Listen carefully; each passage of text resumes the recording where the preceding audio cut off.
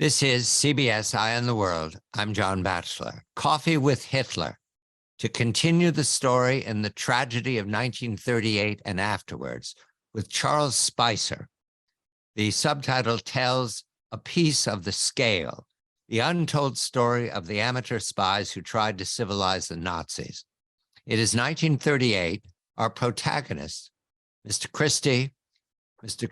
Conwell Evans, and Mr. Tennant, are moving back and forth between Germany and their colleagues in Britain and their control.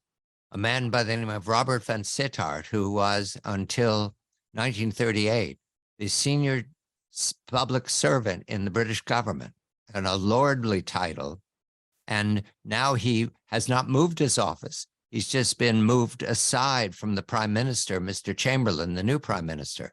But Vansittart is very much the M of the James Bond world. You can think of him that way.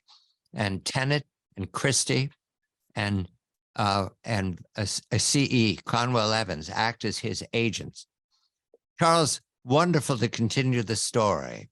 First of all, Vansittart, we need to establish his credentials and how he will lead part of the anti-appeasers in these next years. What do we need to know about him? What was his strength in the government? Good evening to you. Good evening. Vansittart's a fascinating character because he appears and behaves like a politician when in fact he's a civil servant. The civil servants of that era were typically somewhat in the background, although they may well have been knighted for their services. They were discreet and often very low key, and their profile was relatively low. Please continue. Yeah, and their profile was low, but their and they left the grandstanding to the politicians, whereas Vansittart is very flamboyant, beautifully dressed, very substantially wealthy, which is again unusual in that civil servants were normally of more modest means. But he lives in grand style with a very splendid central London mansion in Mayfair and a beautiful country house not far outside of London. He'd been private secretary to two prime ministers in the 20s, from recollection, and he'd been head of the Foreign Office for 8 years between 1930 to 1938. So he and dealt with a number of different foreign secretaries in that period. So he's enormously influential in foreign affairs. Yes, and now what's happened is that he's been replaced by a man named Sir Horace Wilson, who is very close to the Prime Minister, Mr. Chamberlain. Who is Sir Horace Wilson? And the contrast and the comparison of the two men, Vansittart and Wilson, is important. He's not strictly correct that he's replaced by Horace Wilson. He's replaced by Alec Cadogan. But you're right in a sense that he's functionally replaced by Horace Wilson, because Horace Wilson is always called the industrial advisor to the Prime Minister, which is a nonsensical title. Because in practice he's advising Chamberlain on foreign affairs, for which he has absolutely no qualifications whatsoever. Very talented individual who works his way up from very humble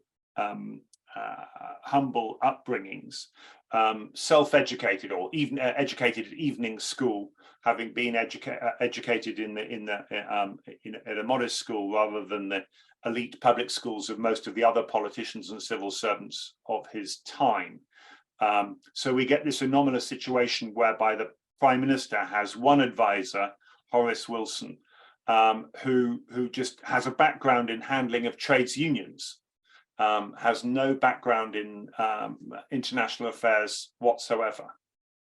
Now we have Alec Cadogan. You mentioned him. There are the Etonians. Cadogan is one of them, I believe, and the Etonians are part of the story. The other part of the story is the appeasers, so-called, and the anti-appeasers, so-called.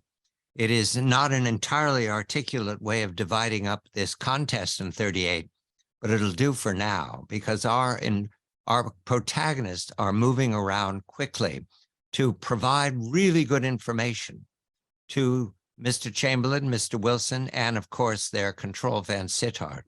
I want to start with what we learned from Conwell Evans in this period of time and what we learned from Mr. Christie, because they're more active than Tennant at this moment, although that will change over time. First of all, Christie is very close to Goering, and it is striking to me as early as February of 38, Goering gives him information, or Goering provides information through Christie that's spookily accurate, Charles. This is the map of what was going to happen in 38, 39, and 40. And this is conveyed to London, correct? And London hears it. Do they believe it? I think they broadly do believe it. They do absorb it. And they rate Christie's intelligence, particularly the stuff that comes from Goering, because unusually they had no other sources. MI6 or SIS had, the intelligence services had no other connections with Goering. And Goering is naturally boastful. He can't help but share his plans and his information with Christie, and whom he respects enormously because they're both First World War flying aces. The information is so good that I need to add the fact that this is early in 1938. We know 1938 as the decision time for Hitler to advance his gobbling up of his neighbors. Austria will be in March, and Czechoslovakia will be in September, October. However, what's important here is following how this is the fellowship, and the fellowship's relationships are seeking in some fashion to find a way to divert Germany from its path laid out by the dictator. And we need to go to the Kordt brothers, Erich Kordt and his brother. They are critical to Conwell Evans's information at this moment in February. Who are the Kordts? What do we need to know about them, Charles? So Erich and Theo are both career diplomats of the old school, skeptical of the Nazis from the outset, and increasingly so, to the point that they effectively, they become resistors to the Nazis.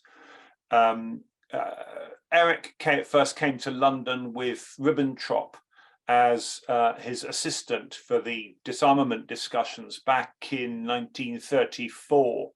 And then when Ribbentrop becomes ambassador to London, he comes with him. And then when he moves back, when Ribbentrop gets appointed foreign minister, he takes Erich Kordt with him, who then arranges for Theo, his brother, to replace him, Erich, in London. So they always keep a court in the embassy in London, which provides a direct conduit to connection with Conwell Evans, who's very close to both of the brothers. And Ribbentrop has this bizarre relationship with Erich. Ribbentrop is very conscious of his lack of education and his inability to write cogently. And he relies on Erich to untangle his grammar. The information is flowing very fast and accurately until the Anschluss, when Hitler goes to Vienna and Austria is absorbed by Germany, Greater Germany. The Chamberlain government at this point does not mobilize and does not join with its allies, France and Russia and other states. The US is mentioned, and permits Germany to absorb Anschluss. Rather than speculate about that, we need to go to the summer of 1938, and our principles are very active. But before then, there is the May crisis for Germany and London, because there's information that is not bad information. It just doesn't prove out to be confirmed that Hitler's going to move against Czechoslovakia as early as May. It doesn't happen. It upsets the dictator. What was the part that Tennant, CE, and Christie played in conveying that information? Did they have a conclusion about whether May was real or not, Charles? They certainly believed it to be real at the time, and I think for some time afterwards. And they felt that it's a fantastically ironic, in the literal sense, set of circumstances, because the Allies stood up to Hitler at the time in May, when he allegedly was threatening to attack, massing troops on the border with Czechoslovakia. And the irony being is that it may well be his protestations of innocence were actually factually correct. But whether they were correct or not, if he were planning to do it, the Allies for once coordinated quite well. And so he certainly was put in a position where he couldn't. And he looked like he had been outwitted. He had been persuaded to stand down. So he's in this frustrating position of, he certainly wanted to, of being persuaded to do something that he prevented from doing something he had wanted to do, but maybe he wasn't he wasn't actually ready to do it at that point. Our three principles have now provided information that may have contributed to a model that worked to stop the dictator from attacking and absorbing countries, his neighbors. We turn now to the crisis itself, September to December of 38. The book is Coffee with Hitler. Charles Spicer is the author. And again, we're concentrating on our protagonists and the results around them that they try to shape with really good information about what Hitler and his colleagues, Hitler and his co-conspirators, that would be Goering, Himmler, and the rest, but especially von Ribbentrop, the now foreign minister of Germany, who has turned against England and regards England as the major threat to the Hitlerite plans to conquer the world, or at least all of Europe. We come to September of 38, and our heroes are meeting with the courts and others and learn that there is a credible, as Charles says, robust plan to remove the dictator from the Reichschancellery and set up a government that is not headed to war. It is called the Oster conspiracy, and I emphasize it here because it doesn't end quickly. But Charles, you believe this was a credible arrangement that was not pursued by Whitehall. Was the prime minister fully informed of this? It seems to have influenced his decision in September. I think he was certainly made aware of the plans for the Oster conspiracy, and he chose instead to proceed with his own plan to go and visit Hitler personally. I don't think he necessarily understood the extent to which his own plans would undermine the conspiracy. He wasn't opposed to it. So I think it's more chaotic than a conspiracy from his point of view. Plan Z is what the prime minister and Mr. Wilson call the prime minister's idea to fly to Germany, not once, not twice, but 3 times, and eventually turning everyone into an appeaser at the moment, because Hitler was given Sudetenland, a piece of Czechoslovakia where there were German speakers, without a fight, despite the fact that Czechoslovakia was ready to mobilize, and Czechoslovakia had armament factories. I mention Charles because I've read a recent book about Dunkirk from the German point of view. A large number of those tanks that rolled over the French and the Belgian and the English army were from the Skoda works. So this is the moment that Hitler gained those tanks and all of that armament without a fight. And the Skoda works, as I understand it, had bigger capacity for manufacturing of armaments than the entire UK. I mean, it was a massive production facility. However, the prime minister makes a decision to cut off the Oster conspiracy. We will come back to that, but because we need to concentrate on these months The prime minister is celebrated when he returns, especially the third time, with a piece of paper, pieces at hand. It is a false promise by the dictator. And within weeks, the Kristallnacht is triggered consciously by the dictator and his co-conspirators. And what's important here is the presumption that after Kristallnacht, the prime minister's scales fall from his eyes, and the fellowship, which has been the centerpiece of people trying to civilize or at least reach out to the Germans and stop the war. The presumption is the fellowship disappears, but I learned from Charles it did not, nor was it vilified. Is that correct, Charles?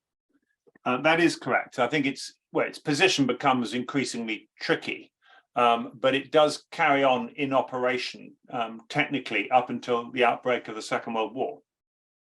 And the non-vilification of the fellowship, both the London version and the Berlin version, remain a conduit of information flowing back and forth from the capitals, because despite Kristallnacht, there are still efforts to reach out to Germany by our heroes, by everyone. A detail here about Kristallnacht: it did shock the whole world, everyone, because of the brutality of the regime. But there's reason to believe that the Prime Minister and Mr. Wilson still believed there was accommodation at hand if they continued to talk, or is that inaccurate? Did they cut off relations with Berlin? No, they very much maintained relations with Berlin. The ambassador Henderson goes out. He's there all through 39 from memory. He has some illness, but I think the distinction I make is that after Kristallnacht, there is no forgiving of Hitler and his regime morally, but they are still working hard to find if there's any solution that doesn't involve total war. And Vansittart is very much depending upon his amateur spies, CE and Graham Christie and Ernest Tennant, to give him information. And is that information flowing to the decision-making in the cabinet? Does everybody see the documents provided?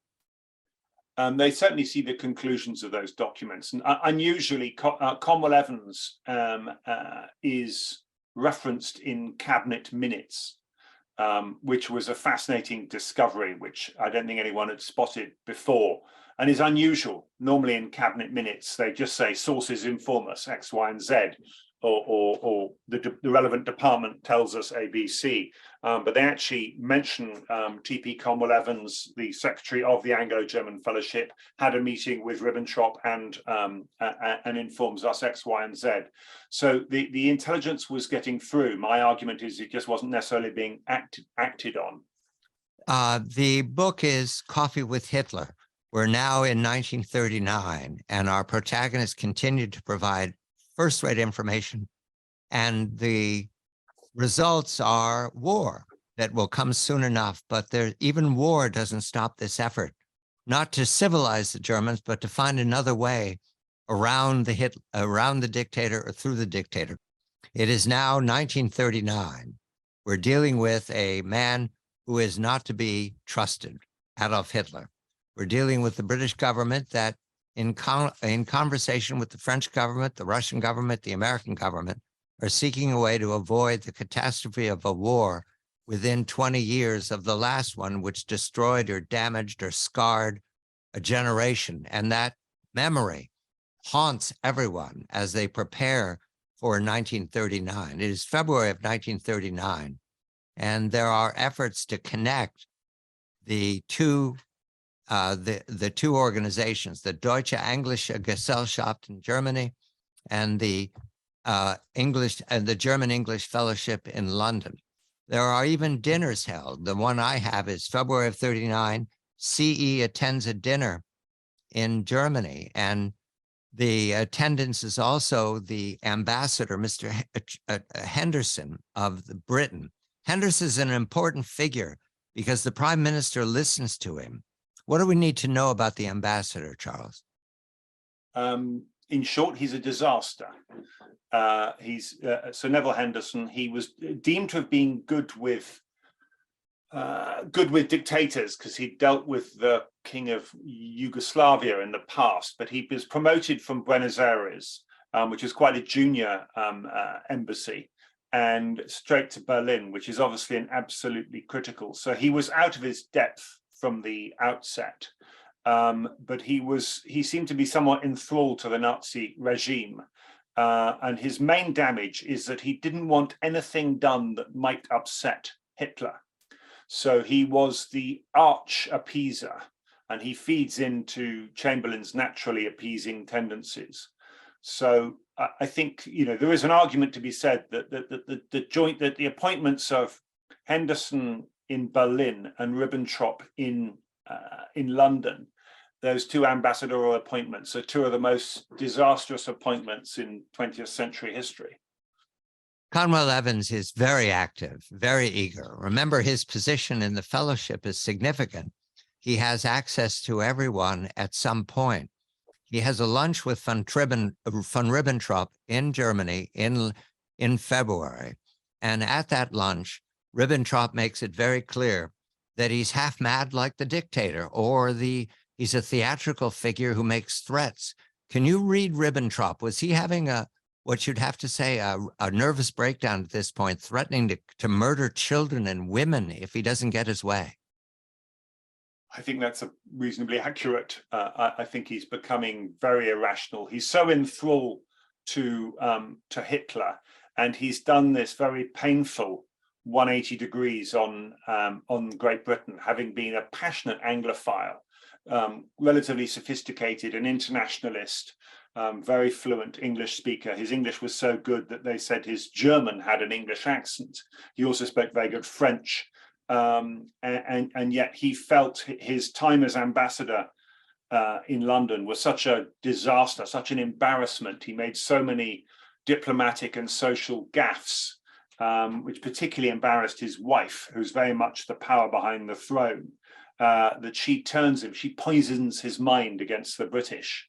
And it's the opposite of the convert. He's someone who's fell out like a very painful divorce. He's fallen so out of love with the British, it turns to some vitriolic hatred. The information from Conwell Evans gets better and better, and it gets to Halifax is now the foreign minister.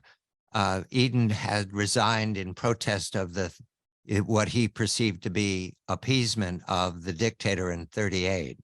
Halifax is getting information from Vansittart, who gets his information from Conwell Evans Christie and Tennant. He's also getting information from Nevile Henderson. And it would appear that Halifax can't decide between them. He fence sits. How does Halifax talk about this long afterwards? The information he was getting from Vansittart was right, deadly accurate.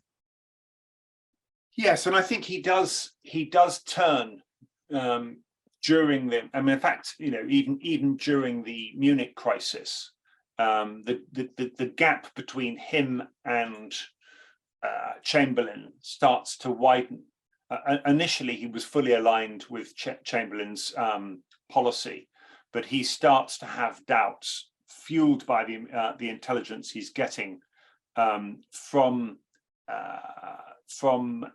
Christie and Conwell Evans via Vansittart, and also via Alec Cadogan. And Alec Cadogan, who's his senior civil servant, is initially on the appeasing side, but he becomes increasingly convinced that their intelligence, which they're getting from the Kordt brothers, is convincing. So you see this shift, and on the other side, you see Halifax becoming closer to Churchill. Them having been, although they were always friendly with each other, having been ideologically opposed on a number of fronts. March of 1939, a bizarre episode, but it's all bizarre sometimes. The visit by Frau Gertrud Scholtz-Klink, who is held up as the supreme model for Nazi womanhood. This is an event that took place at the Englische Gesellschaft Fellowship in London, the DEG, the fellowship in London. Yeah. Was it a mistake to have that dinner?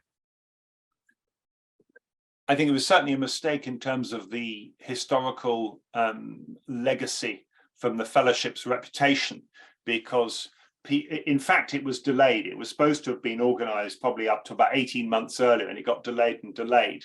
So I think even at the time they regretted doing it.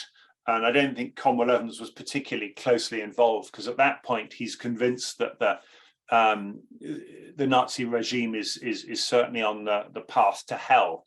And she's effectively she's seen as being the sort of the female Führer. But she meets the great and the good of high-class British women. The question is asked, my note says, Charles, and make sure it's right, that C asks Halifax what to do with the fellowship. Halifax says continue it, or does he not give him an answer? No, he says he says don't close it down. It suspends its activities for a period after the invasion of Prague, so it's not particularly active. But the point being that I argue is that by that point, from Munich onwards, it's such a valuable conduit that it would be counterproductive to close it down on ideological grounds. And actually, to the many of the members of the DEG and the German side who are industrialists, they're actively keen to avoid war on their side. They're not wholly convinced by the Nazi direction of travel. So there's no harm in keeping those channels of communication open, because we're certainly not getting that information from the British Embassy in Berlin.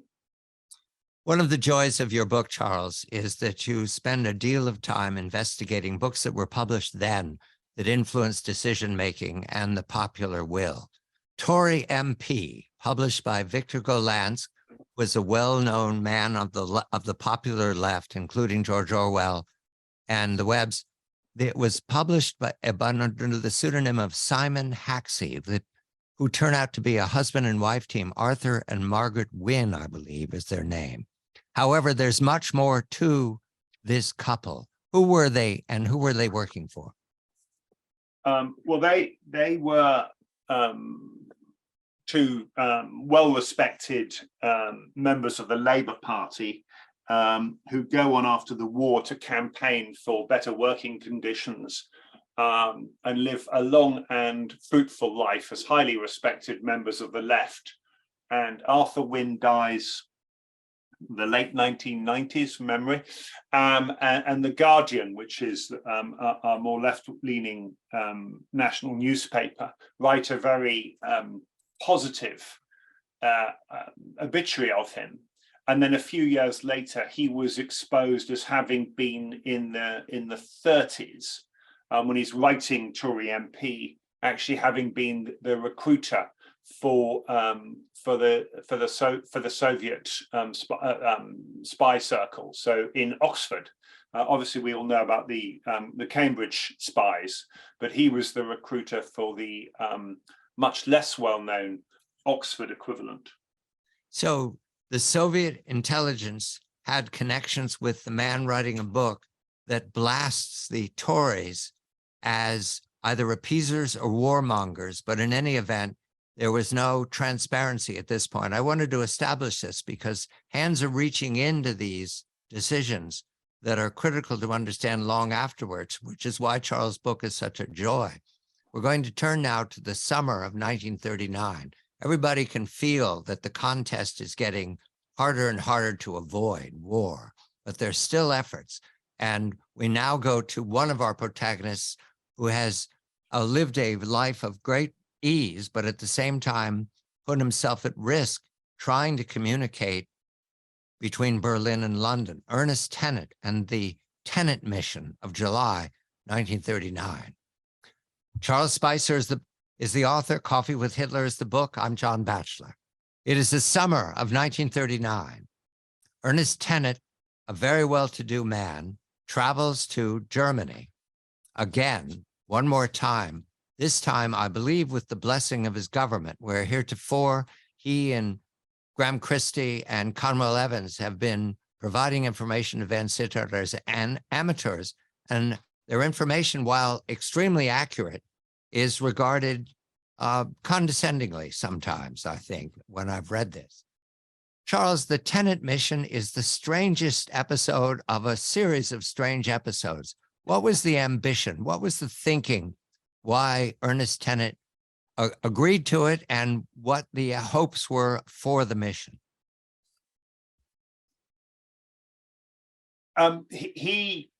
Tennant conceives of this entirely on his own, but he gets in touch with 10 Downing Street, to Horace Wilson, who then liaises with Chamberlain, and offers his services to go incognito, plausibly deniably, as it were, to visit Ribbentrop, his old friend, with whom he'd set up the Anglo-German fellowship. They'd seen very little of each other for about 18 months. But he thinks that he may be able to, that he believes that Hitler and Ribbentrop were still anxious for friendship with this country, which even Horace Wilson, the doyen of appeasement, at the point still found improbable. But the Downing Street is sponsor a handful of these sorts of missions, and so they agree to do it as long as their connection is kept secret. The mission, it takes him to a castle in Austria, which von Ribbentrop, who is a compulsive false witness, aka liar, tells him that he's recently acquired it. I guess the presumption is with his earnings or his wife's wealth, but in fact it's a confiscated castle, Schloss Fussel. And in this conversation, Ernest Tennant learns enough to understand that von Ribbentrop is repeating the dictator all the time, and they're now looking at Poland. They're now looking at a war lasting 10 years. They're now looking at how Hitler must find a way to solve his flank. That would be the East, his flank, because he wants to move on Poland. All this information Tennant gets, and he passes on again to London. Does London believe him? Yes, I think they believe him. And in believing him, they see that the move that they made earlier to announce an alliance in some fashion with Poland needs to accelerate and sign a pact, which they will try to do. So if I understand correctly, our protagonists have now provided the map of Europe that will allow London to demonstrate how to stop the dictator. That would be the pact with Poland and an alliance with Russia. Does Chamberlain act with dispatch? There's so many vacations that Chamberlain takes. I get lost whether he's fishing or whether he's in a cabinet meeting. Does he understand that the alliance with Moscow, which is recommended by our heroes, and the defense pact with Poland will stop the dictator? He agrees with it in his head, but not in his heart, I think, is probably a fair way of summing it up. Chamberlain found any dealings with the Russians deeply unpleasant. He has this huge antipathy, and famously he sends out the mission goes out to Moscow in a slow boat rather than planes, and Ribbentrop beats them to it. They're so indolent and arrogant. It's not well executed, and that's probably one of the worst aspects of Chamberlain's behaviour, of his policy over the summer, is his failure to engage with Stalin more effectively. Yes, Chamberlain's fishing in Scotland in August 39 now. The crisis is at hand. Halifax is in Yorkshire. Cadogan is holding down the fort. And there's given information that Hitler's going to attack Poland August 25th to 28th of 1939. This is really good information. Lothians in Washington trying to convince Roosevelt that this is going to happen as well. And Roosevelt is not antipathetic, but keeps it all at a distance. It's a European war, and remember, Roosevelt is going to run for re-election in a few months' time. A detail here we've mentioned the Cambridge Five. Guy Burgess, you report, Charles, Guy Burgess somehow learns about the Tim Philby. It's not Burgess. I thought it was Burgess, but in any event, they learn that that London is moving to sign an agreement with Moscow, and that hurries up Ribbentrop. Did I read that correctly? Yes.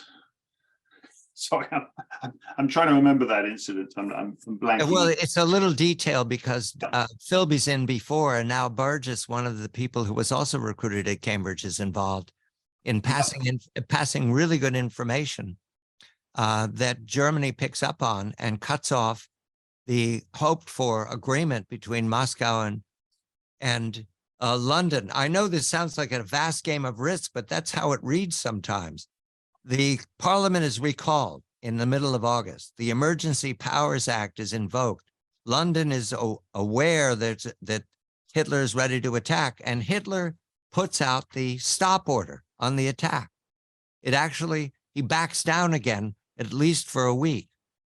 At this point, we know war is inevitable, so I'm not going to make us come to a conclusion. I am going to go back on the information that our heroes have been providing London. All of it checks out, Charles, all of it, everything from 37, 38, and 39.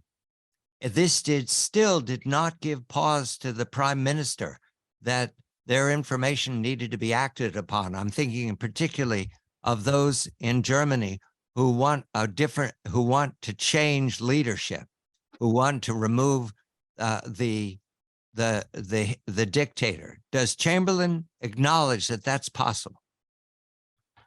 To remove the dictator. No, I don't think he ever does, and I think it was a missed opportunity. A series. He doesn't explore regime change.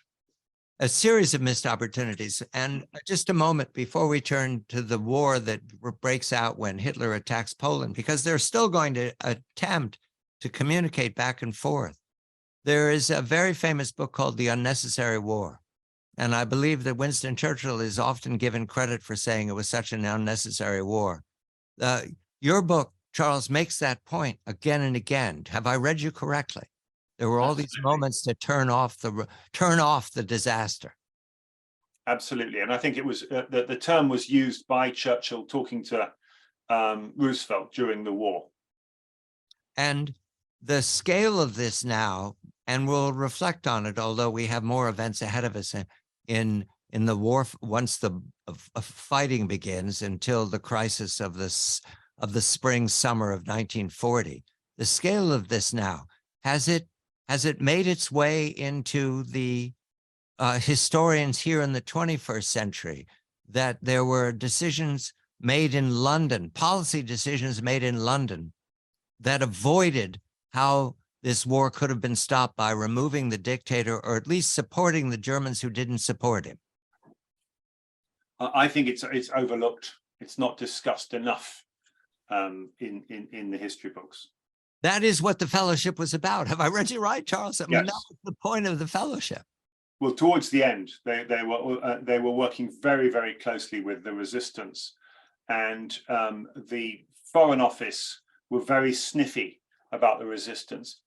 I mean, perhaps with some justification, because it was fragmented, it appeared disorganized, and often it was hard to work out how well coordinated, how realistic it was. But looking at it from the other point of view, you know, Hitler's control, his grip on power was not always 100%. The book is Coffee with Hitler. Charles Spicer is the author. The war begins September 1939.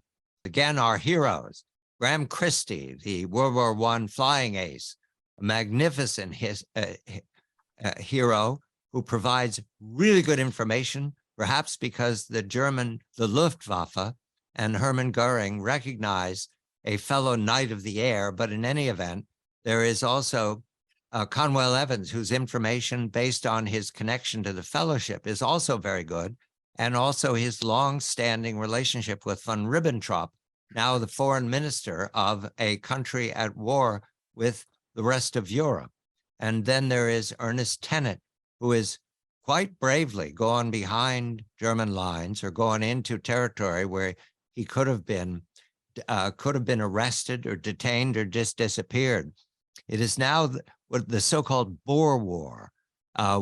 The American press eventually called it the phony war, the Sitzkrieg, they called it at the time, because though Germany had overrun Poland very quickly, and its ally, Russia, the Soviet Union, had overrun the other half of Poland.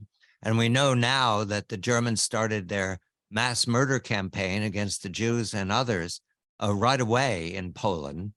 And in the Baltic states, the Russians, the Soviets, started brutalizing the population right away. However, it is the Boer War from the point of view of London and Washington and Paris. But our heroes are still very active.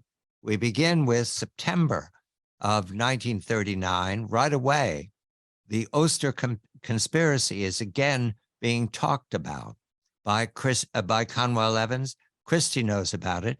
There are meetings, in fact, in Switzerland in October to talk about a replacement government. Charles, I want to emphasize this again and again, because you have provided material that other historians have been pioneers on about the German opposition. And you make the point in the closing chapters of your book that right after the war and through the 50s and 60s, and maybe really now until the balance of the 20th century, there was suspicion that there were Germans against Hitler. There was the presumption that all Germans were guilty and that this was post-war rationalizing. I believe the case is made that, at least in the Oster conspiracy, that is not accurate. Have I read you correctly, Charles?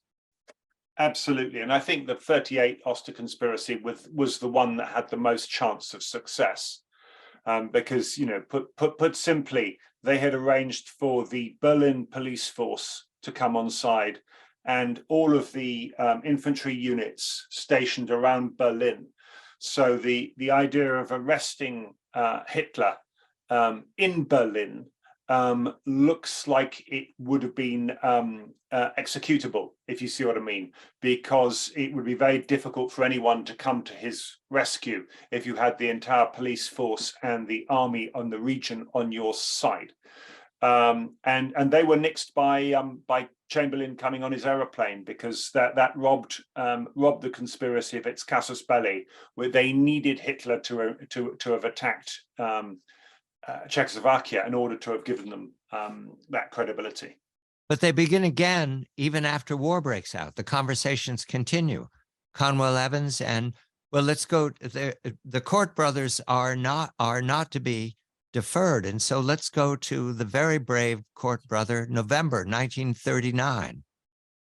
There is a plan in place to remove Hitler, but the plan is not going forward because the war is underway. So Erich and Theo Kordt come up with a plan to assassinate the dictator. And Erich Kordt has access to the Reichschancellery because he's a senior diplomatic official. And he plans to use a bomb that he's going to get from the Abwehr. These are fantastic. The Abwehr is German intelligence. Mm-hmm. These are fantastic concepts that were moving along at a blinding pace. And accident of history, there was an attack, a bomb on to assassinate the Fuhrer right before Erich Kordt was in position to use his bomb. A man by the name of Elser, Georg Elser, who was described as a carpenter, sets a bomb. This is on the anniversary of the German putsch many years before, the beer hall putsch. And Hitler is there that day, but he leaves early. And so a wall collapses, the roof collapses, people are killed, but not the dictator.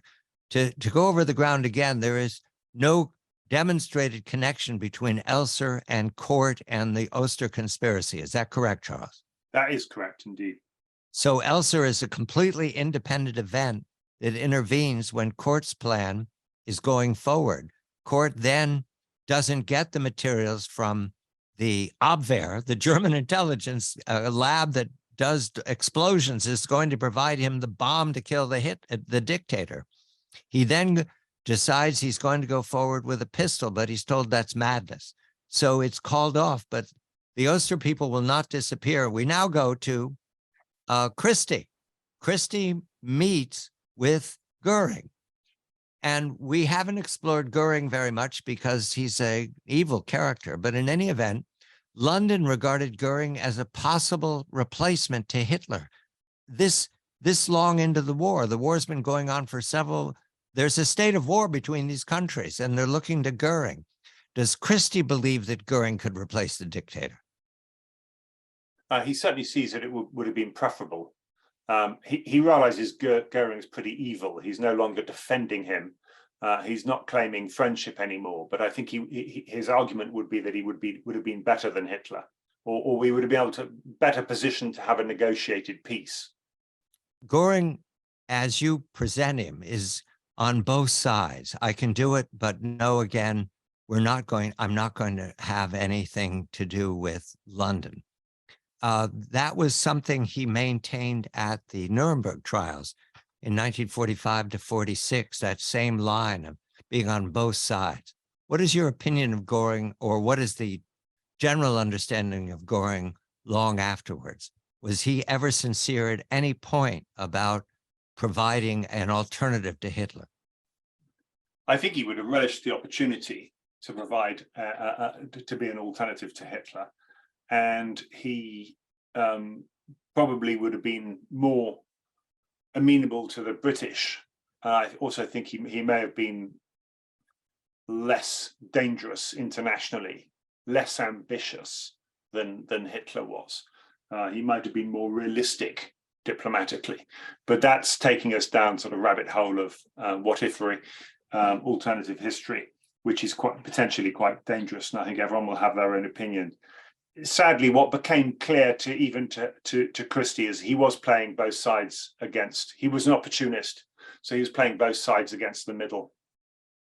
And the activities of Ernest Tennant are always necessary to follow. He is in close contact with Christie and Conwell Evans, but he is taking direction from Vansittart, and we've learned from Horace Wilson. So Ernest Tennant is a well-to-do man with opportunities, with business contacts everywhere, and that was the original idea of the fellowship. He makes a mission to Norway. Is this when he had to disguise himself, I believe, because he was at risk? Coming back, yes, he gets exposed. He gets spotted. And all of these activities, as they're going on, they're seeking a way to stop the war or to come to an armistice or talks. Is that also in the air? Because they're all three of them are being brave. Christie moves right up to the German border. Conwell Evans, it's no longer safe for Conwell Evans to go to Berlin, I believe. So he has to do this through contacts, the Kordt network contacts, but they're very active and providing, again, really good information. And that reaches the Prime Minister and Horace Wilson. And yet still, they do not see the scale of the threat. Is that correct, Charles? I think that's correct in the lead up to the war, yes. All right, we need now to turn to the crisis itself for London, which is the British Expeditionary Force is on the continent in conjunction with the French army and the Belgian army. They presume that they've established a line that Hitler can't cross. That presumption will disappear in May of 1940. The book is Coffee with Hitler, the untold story of the amateur spies who tried to civilize the Nazis. Charles Spicer is the author. His book is filled with information that is critical to understand these tragic years, 1933 to 1945, and then afterwards. We're still scarred by the decisions made or not made by the men we're talking about and their adversaries in Berlin and Moscow and France, all of Europe. And it comes back when Europe's in a war and you see how you're in a fog. You don't know what the future is. Well, that was the case here in May of 1940, when the British Expeditionary Force, the Belgians surrendered, the British Expeditionary Force is now in full retreat. The French army have not provided adequate coverage, and the Germans have launched a savage and extremely effective attack, sometimes using the tanks they got from the Skoda armaments, definitely using the artillery. And they're overrunning Belgium very quickly. The Belgian army surrenders, and the British army, the famous Dunkirk retreat. However, at this point, the prime minister changes hands from Chamberlain to not Halifax, but to Churchill.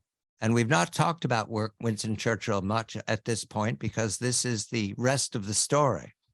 But I want to take this moment, Charles, to characterize Churchill. He knew about Christie, Conwell Evans, and Tennant. Did he account for their information? Did he also endorse it? Yes. It seems very clear that he received a lot of Christie's information in particular via Vansittart, because he and Vansittart had remained close. They were the two, with Duff Cooper, they were two of the three leading anti-appeasers consistently in the late 30s. And he had a source of information in Vansittart's office, who, with Vansittart's discreet blessing, was allowing for that information to be shared with Churchill. And that is critical because we now have a sympathetic prime minister, but the situation in London is a catastrophe. The British Expeditionary Force, a large part of it gets off, but all of their equipment is left behind in France. The French army will surrender within weeks, and the Germans will overrun France as well, and Vichy France will be born. All of these things are going in the wrong direction in the summer of 1940. And now for another publication that is important because it persuades a great number of people about who was responsible for the Second World War, the war that will destroy 50, 60, 70 million people. The book is Guilty Men. It's issued in the summer of 1940. I have 2 copies of it from the 19th and 20th printing, saying that it sold swiftly is an understatement. What about Guilty Men is important to understand now, 80 years later, Charles? Well, Guilty Men was written under the pseudonym Cato by a trio of journalists, all of whom worked for Lord Beaverbrook, Michael Foote, who was later leader of the Labour Party, Frank Owen and Peter Howard. And they wrote it in just 4 days. And it is a very simplistic analysis of the circumstances that led to the outbreak of the Second World War. And in simple terms, they name and shame Ramsay MacDonald, Chamberlain, Baldwin, Simon Hoare, Halifax, and 9 other British politicians as the architects of interwar appeasement, and therefore they read across and make them responsible for the entire Second World War, damning them as cowardly, traitorous crypto-fascists, which is frankly nonsensical, because almost everybody was behind appeasement at the time, including the vast majority of the electorate. So it's a very unfair polemic at a number of levels, but it's so successful in its publications, it embeds itself in the public consciousness, and still remains the narrative you see, particularly in any sort of public, in any media, any films and movies and TV dramas about the period. Yes, detail, because when I read it I sent away for it when I first learned about it. And when I read it, I was convinced because I had no alternative until Charles's book. And so now that I do, what we have here is a story that is so complicated to tell that the easy version that was provided by Guilty Men is understood even all these decades later as demonstration of who was at fault, who did not stand up for liberty. A detail, we've not spoken of Lothian, but he was made ambassador to the United States.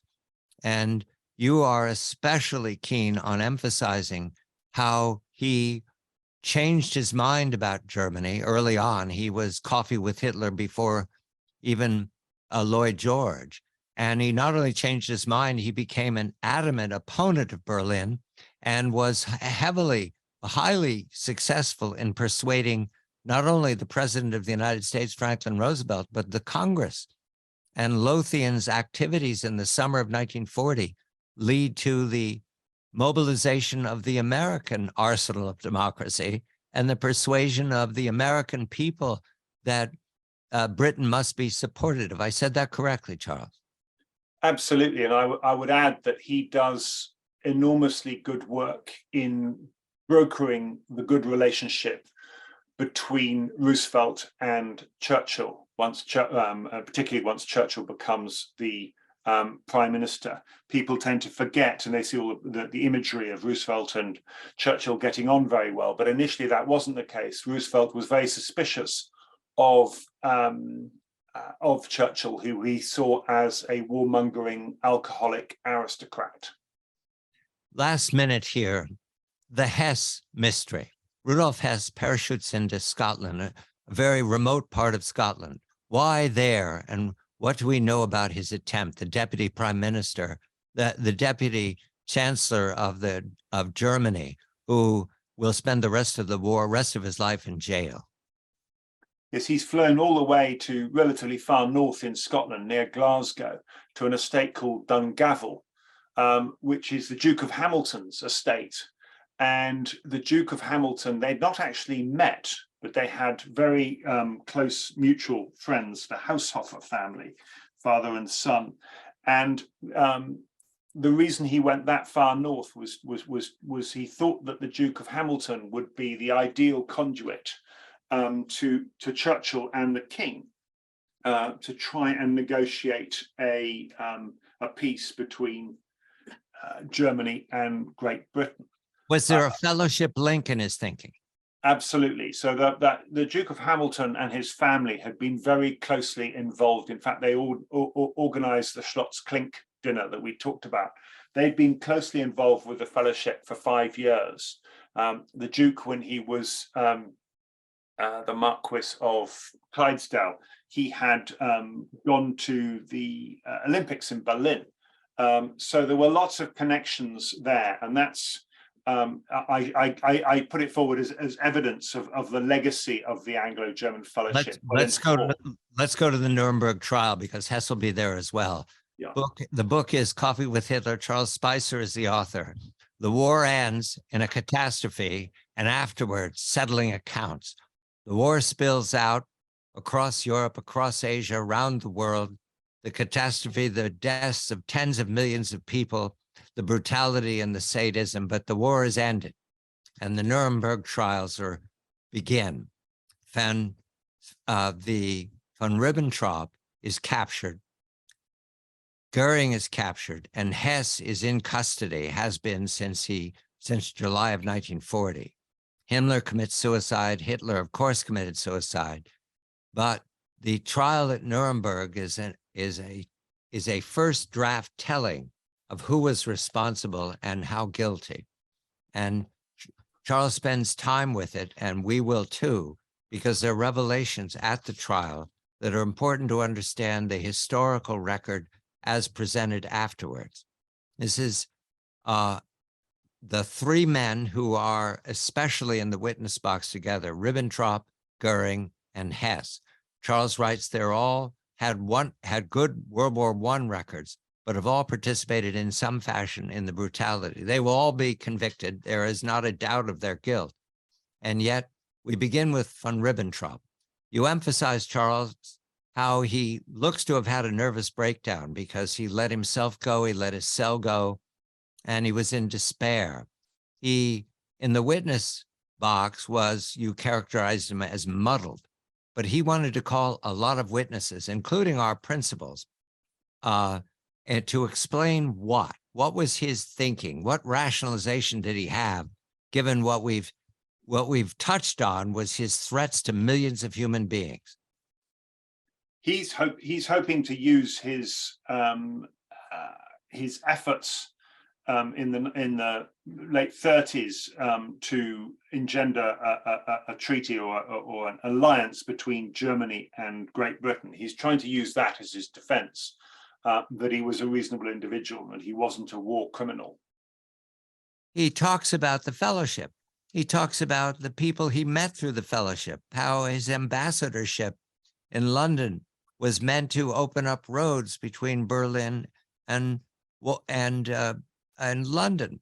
And therein is a mystery. It comes up again and again, because that's what it looked like, Charles, up until Ribbentrop changed his mind. And we've touched on this when we talked before. Is there an explanation for why the Ribbentrops reversed course and turned away from London and became they hated the English after they turned? I think because they felt snubbed by them. And even after he's dead, Ribbentrop's widow is trying to justify some of their social behavior in 36, 37 in London. He was famously nicknamed von Ribbentrop by the British press. And it sounds almost trivial or almost facetious to put it like this, but it was a sense of the British taking the mickey, as we would say. They're not taking them seriously, not treating them with respect. There were silly tricks played on them, and the newspapers would be not always respectful about the Ribbentrops. And they both were very thin-skinned.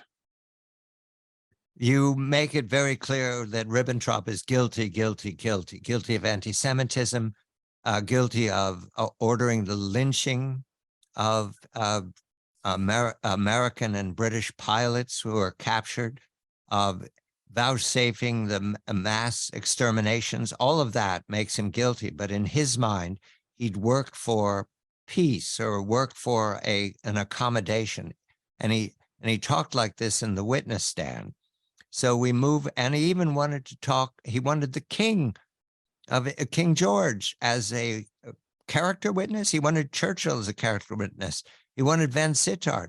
And I believe he named Christie and Conwell Evans. Is that correct? They were not called. He named Conwell Evans and Tennant, yes, but they were not deemed well enough. And of course, it's irrelevant. I mean, he wasn't wrong. He had tried in that period. He was trying for a good relations between the two countries, but that would in no way vindicate his involvement with the war crimes of wartime Nazi Germany. It was an irrelevance. And Goering, his presentation on the witness stand was Arch Goering. He was on both sides at the same time and was not in any way rattled by the prosecution. The prosecutor in this case was Associate Justice Jackson. Eventually, the court didn't listen to any of Goering's pleading. This is a man who attempted to talk his way out of Hades, and he committed suicide the night before he was to be hanged. I mentioned Rudolf Hess for the little detail that you provide that's wonderful. He insisted on wearing his flying boots in the witness box. What was that meant to represent? What was he trying to say? Oh, you'd had to have asked him that. I think it was he was just proud of his status as an airman, I would guess. The rest of them were wearing carpet slippers. However, he did plan the night of the Long Knives, which is how our story began. It was Tennant at dinner with von Ribbentrop, and wasn't it Hitler? Himmler? Yes, exactly. Himmler, who left the dinner to go out and execute the night of the Long Knives, and Hess was part of that planning. And so all three are condemned. Hess is condemned to life in prison. He eventually commits suicide in his 90s, hanging himself, I believe, over a chair in the one place he could read. Von Ribbentrop is hanged 16 October 1946. And you mentioned the detail that the hangman's knot does not work, and he struggles for breath for some time. I winced a little bit, but then I wondered if it was on purpose. Annelies writes memoirs. This is the widow. I'm surprised that she wasn't also prosecuted, given that she was materially involved in the conduct of the dictator and the success of her husband as a prime minister, what does she say in her memoir that rationalizes his conduct? Well, it's actually his memoir, but she finishes it off after he's died. And she adds, she tries to clarify the pre-war furore surrounding his social gaffes. Particularly, he gave the Hitler salute to George VI. And there's one incident when he failed to remove his hat in the royal presence and the garden party, and the British press were critical of that. And my point is that it indicates the extent to which, you know, she and her husband were deranged. That, you know, there've been 6 years of war. Europe has been devastated, maybe 75 million people dead. The Third Reich has collapsed. And these two imbeciles are still worrying about social niceties, like whether a hat was taken off all those years before. I mean, it's absurd, but it gives you some insight into their mental derangement. Well, I welcomed it, Charles, because while they were clearly wicked, I imagined them as human sized, but this puts them down to about an inch high. Yes. The bitterness of it. Now we move over to the other side of the coin, which is London, the so-called Ministries Trial. And Charles raises a mystery.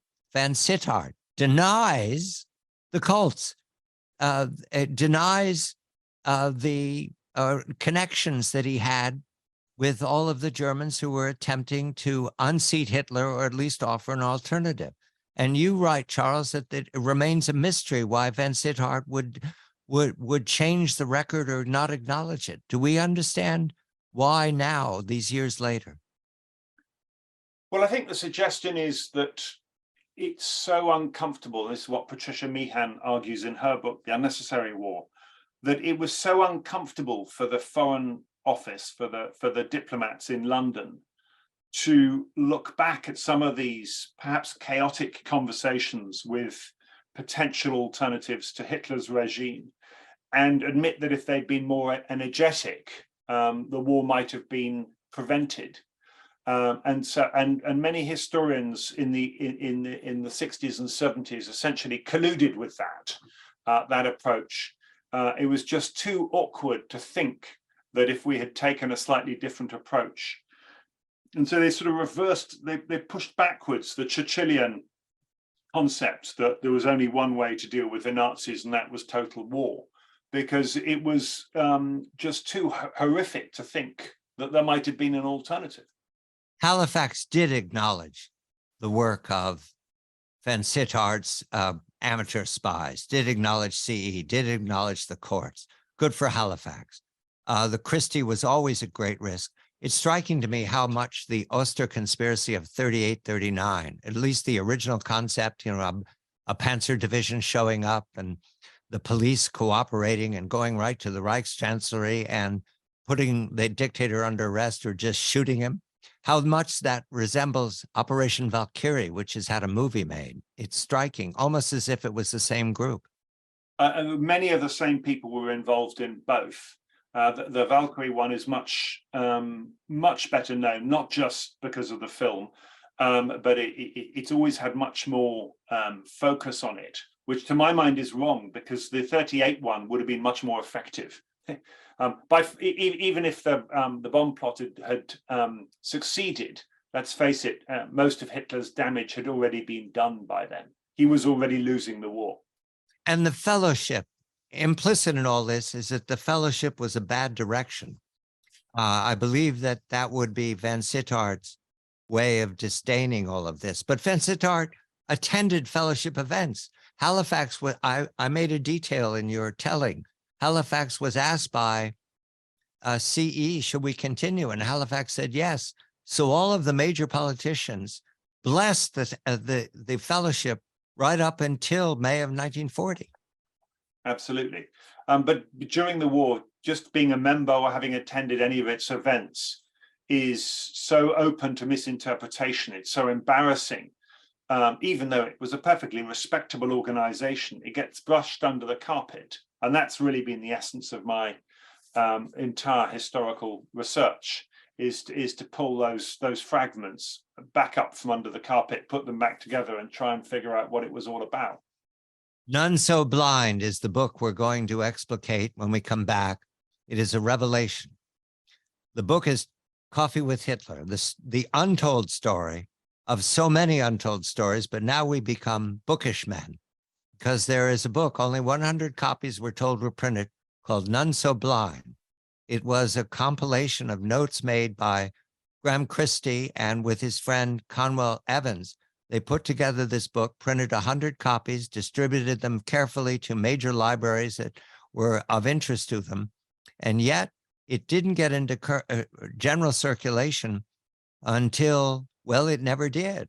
And part of the mystery is why not? In it, they tell the story of what we've been talking about, all these efforts to connect Berlin and London, to find a way besides total war. Charles, you tell me that it is possible to find copies of None So Blind, though there are 100 copies. You've been successful at it. What in the book is critical to understand today?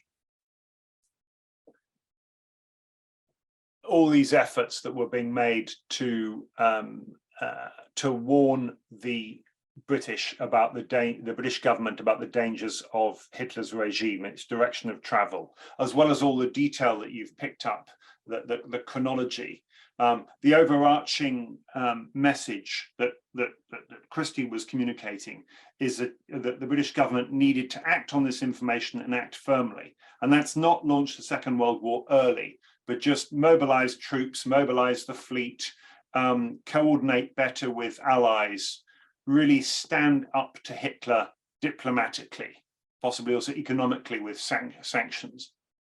The distinguished biographer of Winston Churchill and of Churchill's letters, Martin Gilbert, and a colleague of his, Mr. Root, write a book in 1953 called The Appeasers, in which they follow in much more detail the course of the Guilty Men book. And afterwards, it was possible for Mr. Gilbert, Martin Gilbert, to meet with Conwell Evans, to find Conwell Evans, who had disappeared into his modest circumstances, whereas Graham Christie, who was a prosperous man and very active, moving back and forth between his relatives in Holland and London at the Travelers Club, was much more available. My memory is that Graham Christie eventually led Martin Gilbert to Conwell Evans, and Martin Gilbert became the sponsor of much of this information in a book that he published and in his writing about Winston Churchill. So Martin Gilbert was the first to attempt to correct the record. Has he been successful, Charles? Well, actually, he intended to write a book about Conwell Evans, and he collected information. In fact, Conwell Evans helped Martin with several of his books in the 60s, including his, having done the Appeasers with Richard Gott. He then writes a subsequent book about 3 years later called The Roots of Appeasement, which is it's a revisionist to the Guilty Men tradition, which is recognizing that everybody was behind appeasement. It was not a shameful strategy. And what I argue is it was Churchill's particular version of appeasement that caused the problems. Appeasement in itself wasn't a dirty word in the 30s.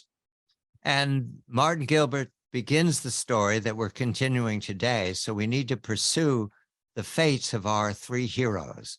This is Ernest Tennant, Thomas Philip Conwell Evans, and Graham Christie. First, Ernest Tennant, who dies in 1962 in his sleep gently.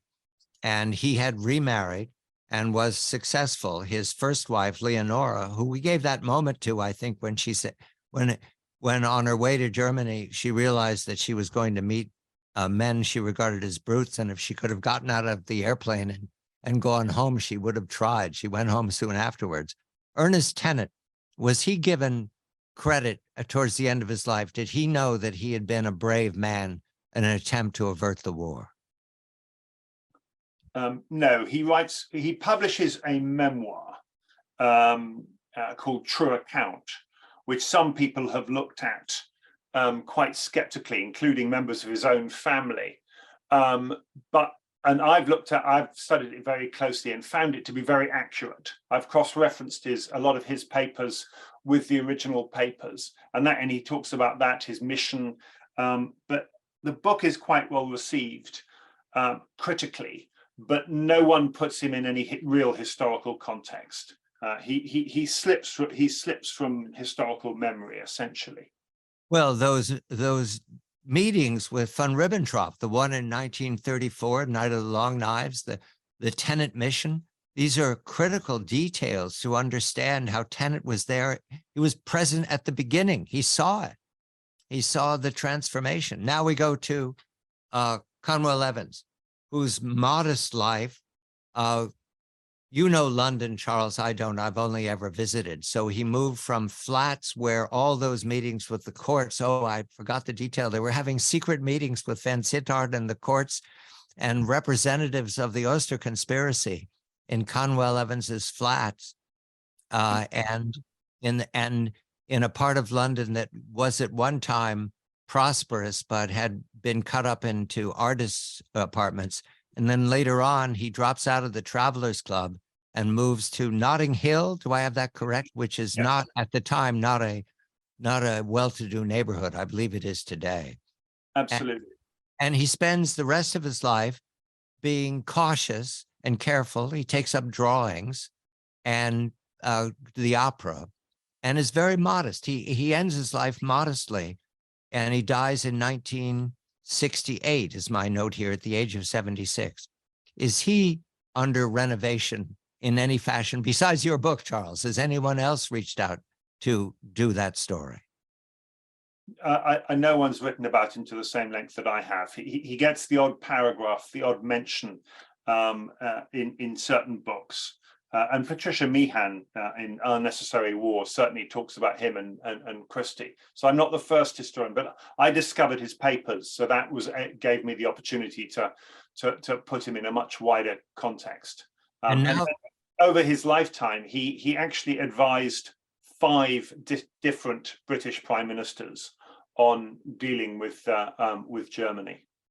And Christie, the colonel, who ends his life at 91, suicide out the window because he thought that he could no longer be of help. What a heroic figure he is. And there's a plaque to him. Where is that, Charles? That's in St. Paul's, in the chapel of St. Michael and St. George, because he's made a commander of St. Michael and St. George after the First World War for his activities during the war and as an attaché. And it's a tiny plaque. It's only about 6 inches by 4 inches. Otherwise, he didn't want a gravestone. He didn't want any mourning at his memorial. Most fantastically modest individual. And the Travelers Club, is it still alive, and does it remember these men? Absolutely. And they were kind enough to allow me to hold my launch party for my book in the Travelers Club. So in the very room where Ribbentrop, who was a member, who's the only member of the Travelers Club to have been hanged, while he was meeting with Christie and Conwell Evans, and Stanley Baldwin, the Prime Minister, used to have lunch there every day. Charles Spicer is the author. Coffee with Hitler is the book. This is CBS Eye on the World. I'm John Batchelor.